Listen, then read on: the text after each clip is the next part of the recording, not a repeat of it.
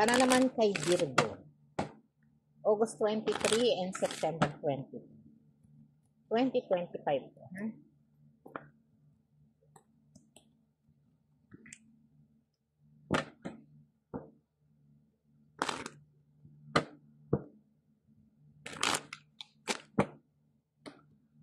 Pakipollow na lang po ako sa sa TikTok, no, Madam Mamay.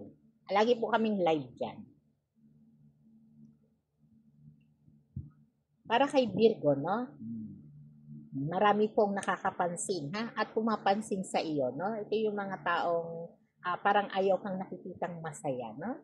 Masaya, pero syempre, huwag mong papansinin yon, no? I-focus mo lang ang iyong sarili sa mga naumpisahan mo, no?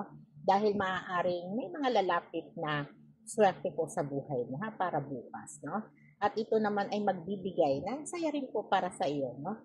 At huwag lamang masyadong magpaka-perfecto, dahil baka madagdagan lamang ang stress mo, no?